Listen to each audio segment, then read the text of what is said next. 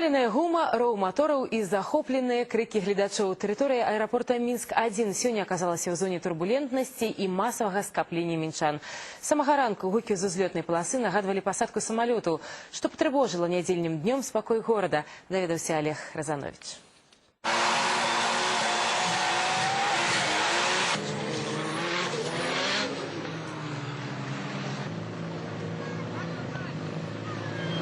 Стала уже доброй традицией менавіта ў беларускай сталіцы открывать розныя аўтамабільныя выставы і міжнароднае спаборніцтва. Сёння у аэрапорте Мінск-1 стартаваў усходнееўрапейскі чэмпіянат по дрыфтингу.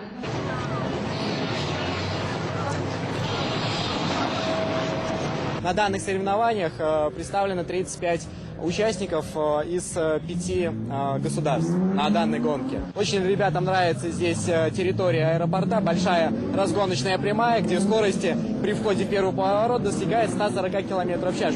Хуткі разгон, поворот, занос, зноў разгон. Показать свое майстэрства ў экстрэмальным кіраванні аўто не стрымліваў сабе ніводны удзельнік чэмпіянату. Для беларускага пілота Андрэя гэтае спаборніцтвы першае. Каб падрыхтавацца да гонкі, яго камандзе запатрабавалася цэлы год. Довольно-таки сложно, еще когда погодные условия ухудшаются, дождь, это вдвойне сложнее. Поэтому, тяжело ездить. Опыт, все приходит с опытом.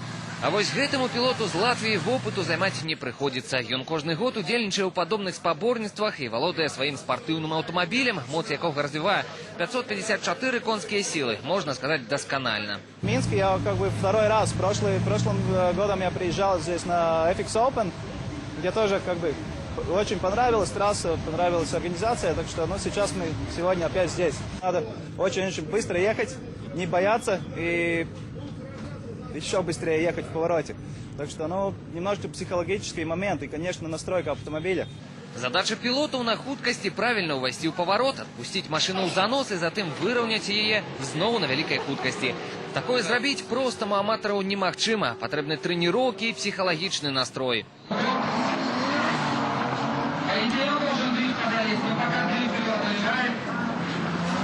Сёння першы этап усходнееўрапейскага чэмпіянату. На цяперашні час спаборніцтвы яшчэ праходзяць і пераможцы вызначацца бліжэй к вечару. А вось наступныя этапы гонак пройдуць у Рызе 16-17 чэрвеня, потым у Вільнюсе, Каўнасе, Санкт-Петербургу, Адэсе, Марыапачы. Завершыцца чэмпіянат 23 верасня ў Познані.